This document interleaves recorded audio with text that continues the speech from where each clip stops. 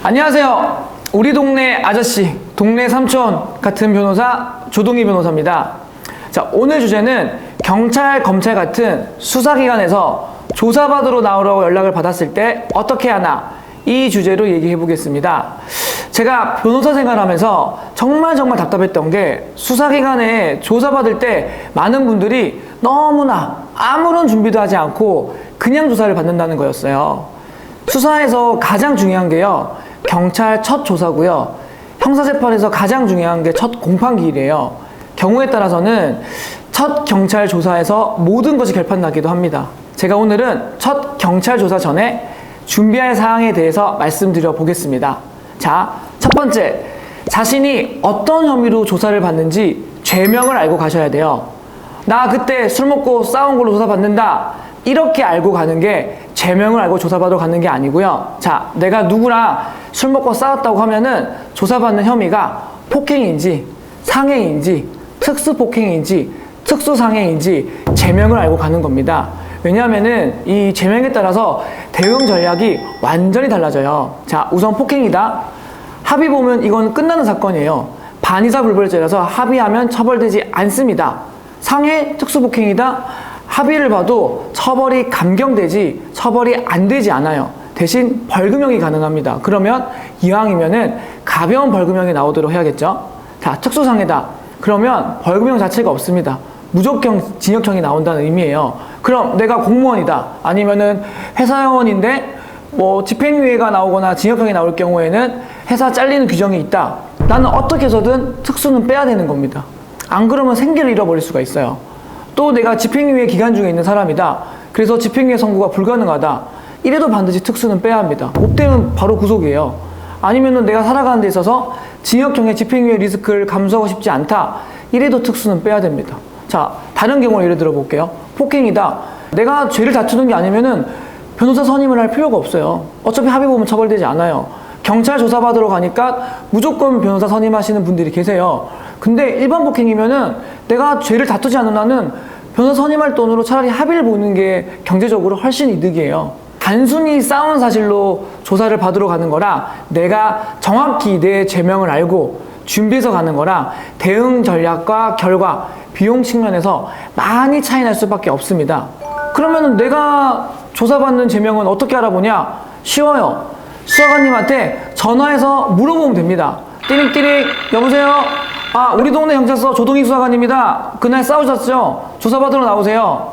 아, 그래요? 제가 조사받는 죄명이 뭐죠? 이렇게 물어보시면 됩니다.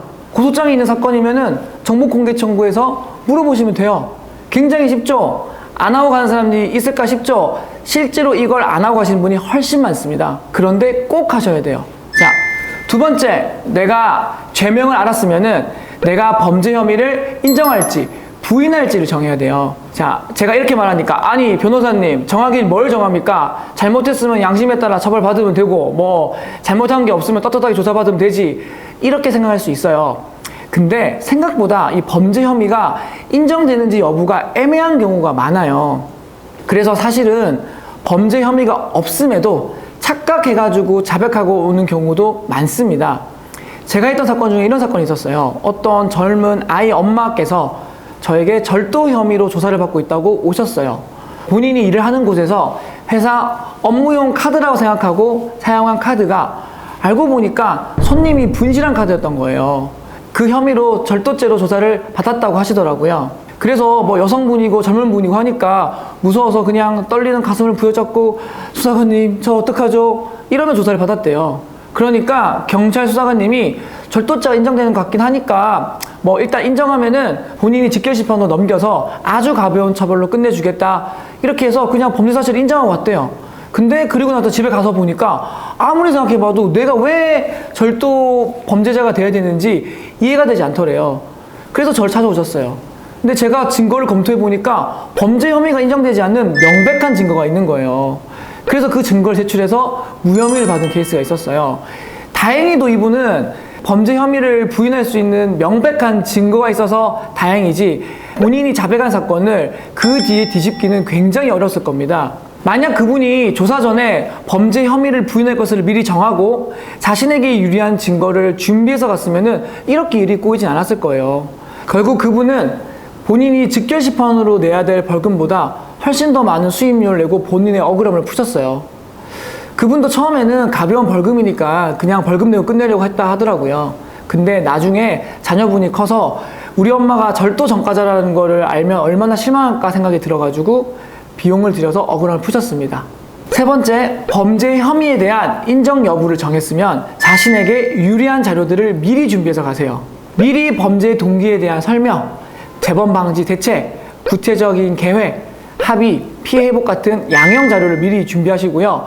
양형 자료라고 해서 그놈의 반성문 단어서가 절대 다가 아니에요. 우리 학교 선생님한테 혼나는 거 아니잖아요. 자백 사건은 어떻게 양형 자료를 준비하면 되는지 제가 기회가 되면 따로 영상 하나 찍겠습니다.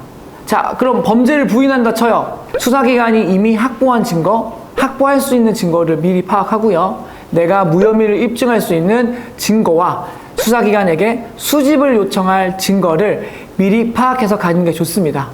오늘 경찰 조사를 앞두고 준비해야 할 것들에 대해서 말씀드려 봤는데요. 제가 방금 드린 내용이 너무 기본 같아서 이걸 안 하고 가는 사람이 있을까 싶은 생각이 들 수가 있어요. 그런데 놀랍게도 이런 거를 준비를 하지 않고 가시는 분들이 더 많습니다. 근데 준비하는 것과 준비하지 않은 것의 결과 차이가 많이 납니다. 굉장히 간단해요. 하지만 효과는 확실합니다. 우리 법정 드라마 찍는 거 아니잖아요. 마법 같은 방법은 없어요. 뭐든 기본에 충실해야 합니다. 항상 여러분 응원하겠습니다. 이상 우리 동네 치어리더 조동희 변호사였습니다. 다음 시간까지 화이팅!